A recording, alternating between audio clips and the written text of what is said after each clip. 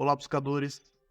Estamos iniciando mais uma edição do programa Leituras para Viver Melhor, programa produzido em parceria da Editora Teosófica com a TV Suprem. TV Suprem, que é o canal de comunicação da União Planetária, canal 2 da NET em Brasília. E se você estiver acompanhando aí pelas redes sociais, pelo Spotify, pelo YouTube, não deixe de curtir o vídeo, se inscrever no canal, assim você nos auxilia a produzir cada vez mais conteúdo de qualidade para todos vocês. E hoje iremos conversar um pouquinho com o Luiz Augusto Granado. Tudo bem, Luiz? Seja novamente muito bem-vindo. Muito obrigado, Charles. Muito obrigado mais uma vez pelo convite. É uma alegria para mim estar aqui.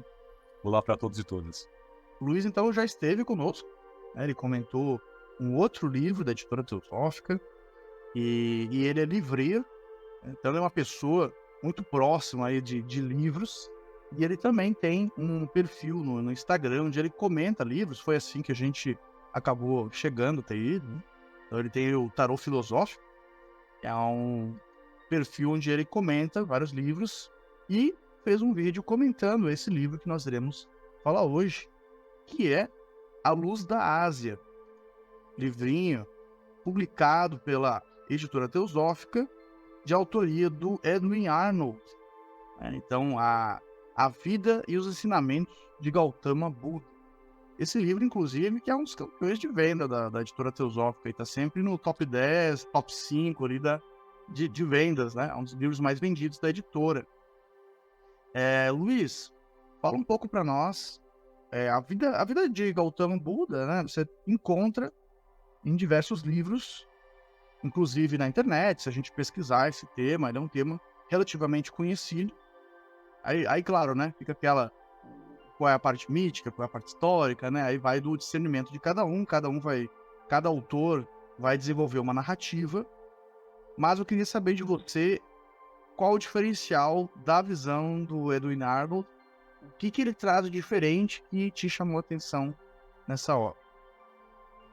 Bom, Charles, esse foi um dos primeiros livros publicados no Ocidente, não é, sobre a vida de Siddhartha Gautama, o Buda histórico, lançado ali no finalzinho do século XIX, e numa época em que o Oriente, não é, entrou em voga, e principalmente na Europa.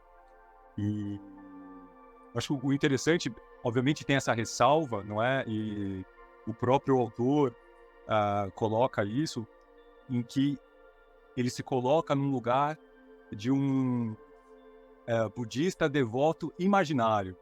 Quer dizer, ele cria em si esse personagem que reúne, não só os fatos históricos, mas também as lendas e contos e mitos envolvendo a vida de Siddhartha Gautama, principalmente para o povo indiano, né? Então ele se transporta para esse lugar de um indiano, contando a vida, né, desse grande mestre, e talvez por isso o olhar que ele vai trazer, ainda que obviamente ele seja um inglês de nascimento, é muito peculiar. A própria forma em que o livro é escrito, ele é escrito totalmente num estilo poético, não é? São versos, uma narrativa extremamente descritiva, cheia de cores e perfumes e informações visuais, muito interessante, assim, e obviamente ele tenta colocar isso como um espectador indiano. Nós estávamos conversando, né, antes da gravação. Você disse que ele traz algo bem inusitado também na obra, que é algumas indicações sobre as vidas anteriores do Buda, né, do Buda Gautama. Como que seria isso? Que vidas foram essas? Onde que aconteceu? Que informações que o autor traz a esse respeito? Claro que ele se coloca como, então, um indiano contando a vida de Buda, mas ali como um narrador onisciente, ele descreve os pensamentos, os sentimentos, não é, as emoções pelas quais Gautama, enquanto encarnado, passou. E num dos processos, né, ao longo, vamos dizer assim, da trajetória de descoberta interior que o próprio Buda passou, ele começa a se recordar de certas coisas, não é? Assim, obviamente, como um ser por demais evoluído, ele consegue ali acessar nos seus registros lembranças de outras vidas relacionadas a, por exemplo, uma delas muito interessante é quando ele se apaixona pela esposa, pela Yasodhara. Ele conta que aquela não era o primeiro encontro, porque o rei, na tentativa de iludi-lo, não é, assim, com prazeres mundanos e deixá-lo afastado, então, do sofrimento, não é, humano, ele promove, então, um concurso, vamos dizer assim, de beleza para as solteiras da época, não é? Para as donzelas que gostariam, não é, que receberiam prêmios, aliás, pela sua beleza. E, obviamente, todas passam ali quase que desapercebidas pelo Siddhartha, até que uma delas chama extremamente atenção e desperta nele uma emoção que ele mesmo se surpreende. E depois, não é, no seu momento de reflexão, ele tem acesso a esse primeiro encontro que ele teve com ela, ainda, não é, um tema bastante polêmico, não é, da transmigração, mas que ainda enquanto animais, quando ambos eram onças, e ele conta que ela, uma belíssima onça, ultra charmosa, no meio do capim, etc. Ele briga por ela com outros concorrentes ali, e até que eles finalmente se unem. Então, assim, de uma forma muito, obviamente, poética, né? Eu aqui não consigo chegar nem num décimo disso, da forma que o Edwin coloca de uma forma quase musical, assim, eu diria. Então, esse é um. E tem outras passagens, cita-se no livro, que Buda teve cerca de 550 encarnações antes dessa última, né, em que ele finalmente atingiu a iluminação. Então, essa é só uma destas.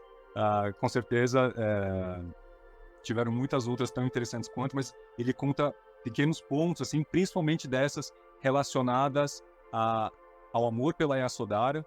E tem uma outra também relacionada a um tigre, em que ele, numa encarnação como Brahmani, ele, numa época de muita seca, né, no lugar onde ele residia, em que nada mais brotava na terra, né, todos os seres morrendo de sede. Ele, já idoso, se depara com uma tigresa muitíssimo magra, assim, esquálida, com a língua caída, etc. E com 2 filhotes, tentando desesperadamente sugar, não é, o leite da mãe. E ele, tomado de uma compaixão gigante, decide se ofertar, não é, em sacrifício para salvar aquela mãe e os 2 filhotes, colocando, assim, a questão da compaixão e da abnegação como algo que foi, assim, decididamente construído, não é, assim, foi galgado ao longo de todas essas vidas pelas quais Siddhartha passou antes dessa última. Para quem acredita, né, na visão reencarnacionista, digamos, da vida, pensa-se, né, se conclui que, de fato, o Gautama Buda, ele chegou preparado, né, para atingir a iluminação nessa vida, né, e que, de fato, tiveram aí inúmeras, né, encarnações preparatórias, onde ele foi desenvolvendo aí essas virtudes necessárias. Interessante você falar dessa questão da compaixão, né, que no budismo é um ponto muito importante, né? Chama bodhicitta, né? Então é algo que você tem que cultivar e deve florescer dentro de você. E pelo que você estava me contando aí da história dele e aí a Sandara, né, parece que é o que muitos chamam de almas gêmeas. Então, almas aí que vão se reencontrando ao longo de diversas vidas e tem aí laços inquebrantáveis que mantêm elas numa união, né? E numa correlação aí que acaba misturando com a história do karma dessas duas almas. Acaba ali uma interferindo no karma da outra e as duas juntos se auxiliando mutuamente no seu desenvolvimento. Esse é o programa Leituras para Viver Melhor. Hoje estamos conversando com o Luiz Augusto Granato sobre um livro publicado pela Editora Teosófica aqui no Brasil, de autoria do Edwin Arnold, A Luz da Ásia, a Vida e os Ensinamentos de Gautama Buda. Nós iremos para um rápido intervalo e voltamos daqui a pouco. Até já.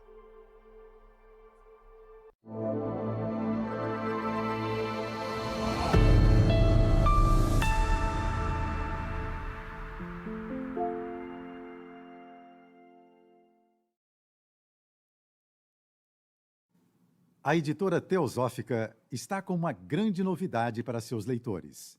A revista Sofia, publicação que há quase 20 anos apresenta temas relacionados à espiritualidade, autoconhecimento, religiões, ciência e filosofia, agora está disponível também na versão digital. Nesta nova modalidade, o leitor pode acessar todos os mais de 90 exemplares da revista Sofia já publicados, seja na tela de seu computador, tablet ou smartphone, já que o conteúdo se adapta à tela do dispositivo utilizado. Entre em contato pelos canais da Editora Teosófica para maiores informações e consulte os valores promocionais para quem já é assinante da revista impressa. Editora Teosófica. Livros para viver melhor.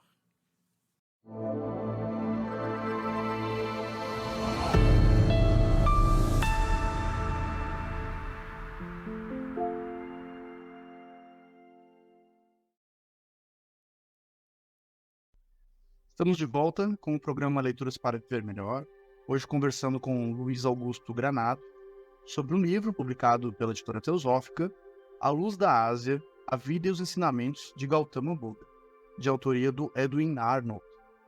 Luiz, existe uma escolha narrativa nesse livro, né? O autor apresenta uma visão talvez um pouco inusitada, que surpreenda muitos leitores ocidentais, principalmente, e ele traz aspectos mais humanizados do Gautama Buda. Então, até dilemas e questões psicológicas ali que ele provavelmente deve ter passado, né, ali durante a sua vida e diante do grande desafio que foi sua missão na Terra. Fala um pouquinho para nós sua percepção sobre essa escolha narrativa do autor e como que isso te impactou, né? Então, isso causa uma identificação maior ou isso aproxima demais? Como que é a sua visão sobre? Eu acredito que certamente aproxime, não é? Logo quando Buda já adulto, né, Siddhartha Gautama já adulto, ele olha para tudo aquilo, né? Ele vive dentro de um palácio, né? São vários palácios, e jardins e comidas e perfumes, etc. Muito bem descrito, como eu falei anteriormente. Mas ele sente que falta alguma coisa, não é? E ele ouve essas vozes do vento chamando ele para a realização de algo que ele não sabe o que é, mas ele sente esse vazio interior, não é? Quase como que né? Porque o desconforto ele é necessário para que a gente possa se movimentar. Então ele sente esse desconforto, né? Convocando ele para a realização de algo que ele também não sabe ainda, mas que vai tateando aos poucos, assim, principalmente relacionado à compaixão, como você falou muito bem anteriormente.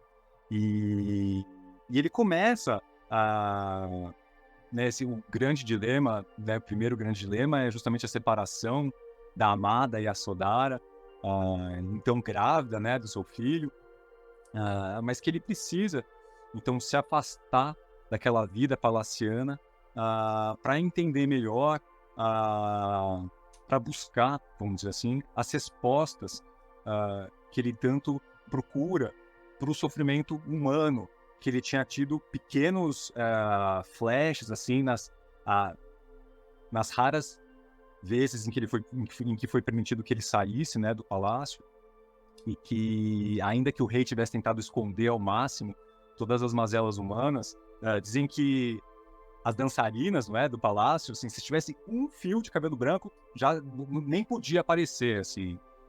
Então, até isso, o rei era considerado uma traição, um fio branco de cabelo. Mas Buda conseguiu, não é, acabou, não é, presenciando algumas situações de sofrimento humano, como a velhice, a doença, a morte, nessas saídas furtivas do palácio. E então ele se afasta, não é, da vida palaciana e vai buscar refúgio primeiro numa caverna e depois tão envolvido ali com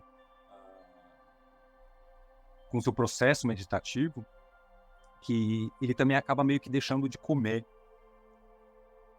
E isso convivendo com os ascetas ali, que inclusive no livro o Edwin descreve um pouco a radicalidade desse ascetismo praticado ali na periferia da cidade, e de uma forma quase assustadora, assim, a negação total, né, do corpo físico enquanto um prisioneiro, um limitador, um quase enganador, não é, do espírito para as coisas, né, verdadeiras. E até nisso, né, então Buda se aproxima, não é, vamos dizer assim, desses nossos dilemas e também dos nossos equívocos, não é, assim, quando ele também acaba deixando um pouco, não é, o seu corpo físico e vai se enfraquecendo, até que quase desfalecido, ele é socorrido por um camponês que passava, e logo depois tem uma passagem bastante famosa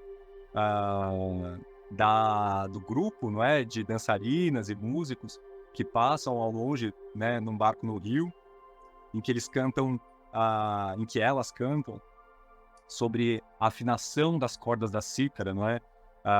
Que se a corda estiver muito puxada, ela vai arrebentar, mas se ela estiver frouxa, também não vai ter som nenhum. E nisso, né, Siddhartha tem um insight de eu estou indo longe demais, não é? Assim, exagerei. Agora que eu mais preciso do meu corpo para realizar, não é? Então, a minha missão, meu propósito, enquanto salvador do mundo, ele está fraco. E aí ele desperta e consegue encontrar, então, o famoso caminho do meio, não é? Assim, nem tanto ascetismo, nem tanta sensualidade, né, no sentido dos nossos sentidos, mas um equilíbrio entre os dois, entendendo que o nosso corpo físico é um veículo necessário, não é, para a realização do que viemos aqui fazer. Eu até queria aproveitar e ler um pequeno trecho.